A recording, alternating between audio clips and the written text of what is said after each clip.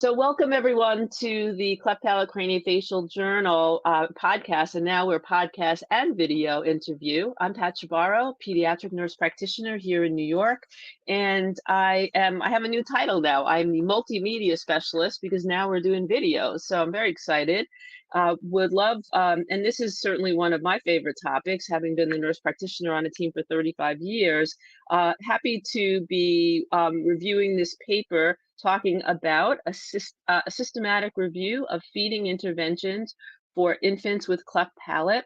This was in one of the last printed journals, I think, because now the journal is completely online.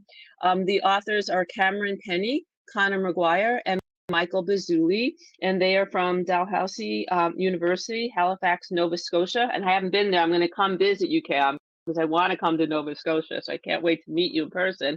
So this was in the December 2022 Cleft Palate Craniofacial Journal, volume 59, number 12, pages 1527 to 1536. I also want to mention that I want to talk a little bit too about another paper that Cameron was involved with, which was comparison of two specialized cleft palate feeders, which came out online first in November of last year. So I think for anyone who's listening, read both of these papers, because I think that when you put them together, it really tells us a lot about, after all these years of talking about feeding, how some things haven't changed. So Cam, welcome, and thanks for joining me. So let me ask you if you could, just as I always start, I love to know why groups of authors decide they want to study something. What motivated your team to do this? Yeah. So first of all, thank you so much for having me. It's really great to be here and chat with you about the papers. So it sort of was a chicken and an egg scenario. So I had started off in my first year of medical school working with Dr. Bazzuli, and our plan was to work on this retrospective chart review of infants at our center who were fed with either the Haberman or the Dr. Brown's bottle. And when I was doing the literature review, trying to get a sense of the background and what evidence was available, it was actually the start of the COVID pandemic. School hadn't transitioned online yet, and I had quite a bit of spare time on my hands. And I think I went a little bit overboard with the literature review. And I brought it to Dr. Bazzuli in this kind of overwhelming Excel spreadsheet with the studies that I found. And he said, you know what, you've done all this. You may as well repeat the search and make it a systematic review and really try and see if there's anything left to uncover, anything left that you haven't seen yet. And then you could maybe do this as a systematic review, kind of supporting even further kind of the need for our study. And so that was sort of how this first study came about, which was a systematic review. And we chose to go a little bit more of a different scope than some of the other papers that were published. So a lot of the other systematic reviews that have been done on this topic are mostly looking at the physical technologies, the bottles, the obturators. What do we have that we physically are giving patients to help them feed? And we chose to do kind of a separate component on education as well, which I'm sure we'll talk about at great lengths given your career. So we chose to do a little bit of an educational aspect to the systematic review as well.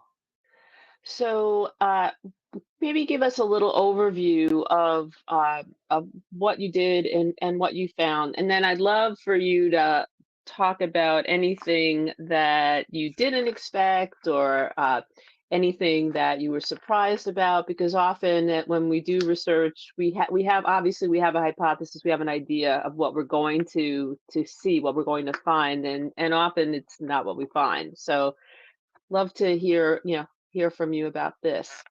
Right. So I think the thing to take away firstly as a motivation for the other study was that there truly haven't been any comparison studies of only children with cleft palate looking at specific interventions. So in what pertains to bottles. So that was kind of a big area of interest with this study, was what bottles are out there, what bottles are people using, and what is the evidence to actually support the use of these different specialized brand name interventions that we now have. And surprisingly, there wasn't any other studies that were really available in cleft infants. So for example, there was a study comparing infants with cleft palate fed using the regular Dr. Brown's or the specialized Dr. Brown's feeding system, and then infants without cleft fed using the regular Dr. Brown's bottle. but there's no actual comparison within the cleft community. So within that particular group of infants, there's no direct head-to-head comparison of infants with cleft fed using different bottles. So that was certainly something that we wanted to make sure we didn't see anything similar to our own study when we were getting ready to do the chart review. The other piece as well was just that while there was no specific evidence for different brands of bottles, a lot of the structured and evidence comes from 2 randomized controlled trials that were done in the mid to late 90s, looking at just bottles that were squeezable and bottles that were rigid. And so obviously kind of 2 very generic interventions, and a meta-analysis of those 2 did not demonstrate any differences between weight gain or growth in infants with cleft palate. Similar findings with obturators, so there was no advantages in terms of growth or feeding in infants fed with obturators. But ultimately, with the kind of domain that had the most engaging evidence, I guess in my perspective anyway, was that interventions that targeted parents and how we can educate parents to overcome some of those challenges that exist in feeding with infants with clefts. They actually demonstrated, I guess, the most benefit in terms of promoting weight gain in infants with cleft. And so those would be those 2 studies. One was looking at an audiovisual module that was instructing parents about commonly encountered difficulties with breastfeeding in infants with clefts and how to kind of troubleshoot those, compared to a group that didn't have that same level of information, which is quite impressive given that it's breastfeeding, and that's already quite difficult as we know in infants with cleft palate for sure. And then the other one being an older study from the 90s that was looking just at comparing a regimented educational technique. They titled it the enlarge, swallow, stimulate, and rest method. So to get infants to kind of feed in a regimented technique. And that again had good benefits on growth. So maybe it's not these fancy bells and whistles that we're looking at in terms of the expensive bottles and the obturators and these things that are kind of very intensive interventions, and more so just going back to the basics and looking at what can we do to help parents understand the challenges that they are facing and how to overcome them. Before we got on, Cam, I sort of gave you a little bit of a history about myself with my feeding experience. When I started in 1988, probably before you were born, the only the only bottle that was available was the Enfamil Me Johnson squeezable bottle. That was the bottle, and that bottle it came in a box of 6. That bottle cost, I think it was $1.50 per bottle, maybe around that.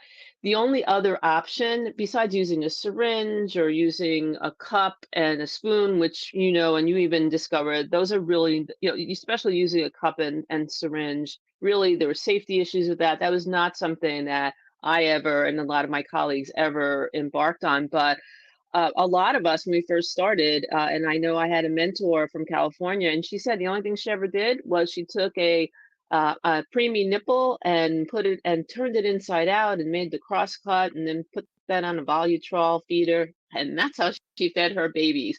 And I think a lot of it, as you said, it was the education. It was her support of those families, very intensive support. And you also mentioned the Richard study from 1994, where that ESSR technique. I actually went to a meeting where she presented that, and everybody was so excited. And then we realized one of the problems, and I've done book chapters about feeding. I don't know if you read in your review if you saw anything, but one of the things about inverting that nipple was that you made a cross cut that had its own safety issues. It made a flow rate that was completely, variable depending on how you cut it. And so, I just, as I read your paper, it sort of made me think about, the evolution of all of these different feeding systems. And I remember I started in 1988, and right after that is when Mandy Haberman, she had a baby with a Robin in England and created the Haberman feeder, and that was just, miraculous. Everybody was so excited. Of course, one of the problems with that is that it's a super expensive bottle, as you discovered, and you talked about that in your paper.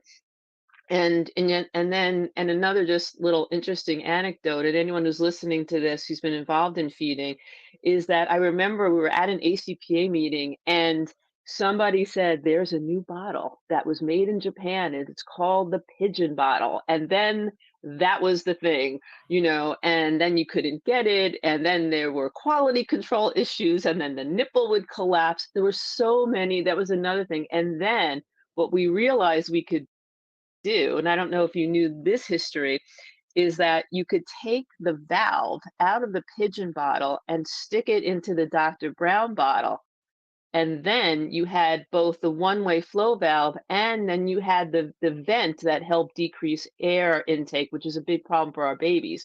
So we had this whole evolution, and yet throughout it, and you looked at this in your study, I think it still really comes down to, as you said, how are the parents educated and supported? And I think one thing, and I hope that there's more studies about this, is what is the effect, and there are some, very few, I think, what is the effect on a prenatal consultation for families who are going to have a baby with a cleft? Because when you study, and I think that's an area to really look at, and maybe you'll look at that in the future, and others are probably doing it now, is when you look at patients who have been, their cleft was detected prenatally, you have a consult, and I did a lot of prenatal consults. I had a very structured program with my team where we had a nutritionist talk to them. I talked to them. We talked about breastfeeding. We had all the bottles. We gave them a bag to take to the hospital, because we really felt, and I think around the country it's identified that education piece is probably, and the support, ongoing support of the family, and this, specifically the moms, but the family is probably the key to the success. And obviously there's a lot of variables. So what did your team think about, that in terms of, looking at what you found? I think this pertains a little bit more maybe to the other study. Totally agree with the points you brought up, especially with obviously the infant is kind of at the mercy of the parents, right? So you have to be, your patient is both the infant with the cleft palate and then their family as well, and gearing the Right. interventions towards working with the family. When we were doing our study of the infants with cleft fed using one of the two bottles we use at our center, we wanted to stratify the results by the first three digits of the postal code, and then use that with Revenue Canada to link up to kind of what's the median income for where this family lives in this area. And unfortunately, obviously, as you see in the paper, we didn't quite have the sample size to do that, which I think would have kind of maybe shed some more light on some of these problems. Because yes, that the infant has a cleft, but there's all these other confounders obviously as well. So what is the socioeconomic situation that the family finds themselves in? Was there a syndrome? What is the vote class? Like, there's just so many different Right. confounders that can kind of impact these results, but totally Right. hear what you're saying. Yeah. Well, there was one thing in the paper you mentioned that, and you may have mentioned in both papers that, and I know this for sure, when a baby would come to us, who was feeding with, a lot of them would feed with whatever bottle happened to be given to them at the hospital, especially if they weren't educated in advance. So I'd have babies come in to me with using the Haberman feeder, the Medela Special Needs, and the minute they walked in the door, we took that bottle and switched it over to the Dr. Brown, because we felt that they didn't need, and the thing with the Haberman, which is different from the Dr. Brown, is that, that bottle, in my opinion, was really meant for kids who had more, complicated issues, and it's also a bottle that's used in NICUs for cardiac patients, because you can squeeze that nipple, you can turn that into a fully, assisted bottle, but it costs a lot of money. And the other thing about that bottle, I don't know if you put that in your paper, that the feedback I would get from parents is that it didn't look like a regular bottle. So it just, they'd be out in the playground with, feeding their baby, and this bottle would draw so much attention to them and their baby with a cleft, whereas the Dr. Brown looks like a Dr. Brown, and so, and so there are just so many different variables, and I'm really glad that you did this review, because I really think it shows that we need to keep working towards figuring out because ultimately the goal should be the success of the feeding of the infant, right? And so I wonder, what's your group looking at in terms, are you doing more work on this, future work, or you're sort of moving in other areas? Because I was saying before, you're a young researcher, you're just getting out of medical school, so I'm sure there's a lot more in your future, right, Cam? Yes, I mean, I think that, well, I ultimately don't know where I will be placed for residency, but I'm hoping to do my residency in general surgery. So I've kind of strayed from my initial plan of being a plastic surgeon quite a bit, I guess. But there was some talk, I think, a few years ago of, and I'm not sure what the stance on this is at this time, but how do we kind of do a head-to-head comparison in a randomized fashion of these two bottles? I think that would be personally probably the next step to take. I'm not sure kind of where we're at as a group at the IWK in terms of undertaking that challenge or not, but I think just in terms of getting the enrollment, having the education that people are receiving standardized between the two arms, and then getting parents to actively input kind of what the feed volumes are, tracking the weight a little bit more closely kind of after doing the randomization. I personally think that would probably be the next step, but I'm unsure where we sit kind of as a group in that regard. Well, I can tell you one thing that's happened through the ACPA, because it's an ongoing. I mean, we know that is such a big, point of need for our parents. I mean, feeding is sort of everything, especially in the beginning. And the ACPA. I mean, years ago we did a video. I don't know if you saw it, called "Feeding Your Baby." It's on the ACP. If you look at the putting the Haberman together, that's my hand. Okay. We had our nails done. That was a long time ago. But what's happened recently, because it's still we go to the meetings and we still are talking about, well, what works best for you with feeding, and I sort of got to the point where I just wasn't really sure even the bottle. I really felt that it was the education and the support. But one thing that's happened, and for anyone who's listening, there are a few special interest groups within the ACPA, and they have just created a special interest group for feeding and nutrition. And so what I'm hoping is that through some of the work that you've done, that maybe through this SIG, they can really, look at how can we do some more work on this across the country, because it would just be so nice to be able to have some numbers and to really, to your point, doing, a really good prospective study, and so just to let you know that anytime there's a feeding article, we're all reading it, all of the people that are working in this area. And so, I'm really glad to see you, to really try to work on this. And so one of the questions I had for you was, how do you think what you've done is going to impact the field? I think we've talked a little bit about it. Yeah, I think for me anyway, it's just that perspective that even if you have a really good intervention, you need to have education that goes along with it. So I think it was the Shaw study in 1999 where they didn't tell parents what to do with the bottle, but the parents were modifying the bottle on their own to make it easier. The people who were in Oh, yes. the rigid category, I can't remember if they were either squeezing the nipple during feeding or they were cutting holes or poking holes in the nipple as well, but they were certainly kind of taking matters into their own hands and trying to come up with those Hmm. solutions. So Hmm. you need both the intervention and you need the education as well. And I think that just kind of that tidbit from that study speaks to how engaged parents are in the feeding of their baby. And I think that that is something to really consider for someone who's going to design a randomized study in this regard.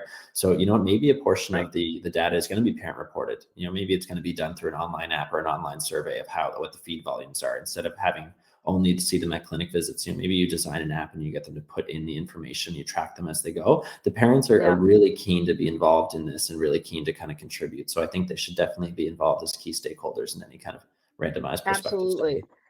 study. And just now, to your point of developing an app, it has to be something that is parent friendly, that is easy to use, because it's been a long time, but having have been a new mom of kids that did not have any medical issues, it's really exhausting in those first couple of months. So the more you can do to get parents involved, but to do it in a way that will promote that involvement, I think is a great idea. I think the apps, to be able to just quickly record something, I think is really. I'm really glad that you brought that up. Maybe you'll create an app. So I want to ask you, Cam, and we talked about this too before we actually went live on this recording. Is you're. It took me a while to get you on this interview because you were doing residency interviews. Which good luck with that. I'm sure you'll do great. But you've done some research as a young, as a student, and I'm sure you'll continue to do that. And I wonder, do you have any advice for any of your young colleagues in terms of doing work, not just in this topic, but just in general? Now, especially now that we're out of COVID, where we're not at home as much, and now you've got to juggle working as a new resident and maybe doing some research at the same time. Right. I think the biggest thing that I would want to impress upon people is that good mentorship can be very rare. And when you find someone who's a good mentor, you really want to hang on to them. So I've known Dr. Bazzuli kind of since I was in my first year of medical school. My career plans have changed, but I wanted to keep involved with the research because he was very responsive, gave me a lot of autonomy, and supported me throughout these two projects. And I credit him and his mentorship and all these tips and advice that he's given me to kind of allow me to have a better grasp of research as I head into residency. So even if your plans change, even if that person who's a great mentor to you is not in the specialty you want to be in, it's excellent that you have that good mentor. I have mentors in plastic surgery and cardiology and neurology, and now in general surgery, which is where I hope to go in the future. But if you can find those good mentors, whether they're clinical research or both, you really want to hang on to them and kind of keep them in your court because they're going to help you out a lot along the way. Oh, that is, I think, really, really good advice. And I think especially if you want to do some research, because it's hard in the beginning when you start with it, it's overwhelming. And I think getting that support, and as you said, it doesn't have to be someone in your subspecialty. And one of the things that I've done with a committee through we have a special interest group for nurses and coordinators is to develop a mentorship program. Because and specifically, I would love to see more work coming from my group. But I think getting that mentorship is key. I'm really glad that you mentioned that. And on that note, I want to reintroduce your paper, A Systematic Review of Feeding Interventions for Infants with Cleft Palate, which is you can find in the December Cleft Palate Craniofacial Journal, which is volume 59, number 12, pages 1527 to 1536. And I will put in a plug for your other paper as well, which came online first on October 11th of last year, which is a comparison of two specialized cleft palate feeders. And the authors for the systematic review, Cameron Penny, Connor McGuire, and Michael Bazzuli from how do you pronounce this? Is it Dalhousie? You got is it. it Yeah, Dalhousie? Dalhousie University, which I'm going to come and visit when I come to Halifax, Nova Scotia. And I really I want to thank you, Cam, for taking the time and for working so hard. Thank you very much for having me. I really appreciate the opportunity to meet with you and talk about the paper. So thanks so much. And best of luck. I'm sure you'll get a great residency. Take care. Thank you. Fingers crossed.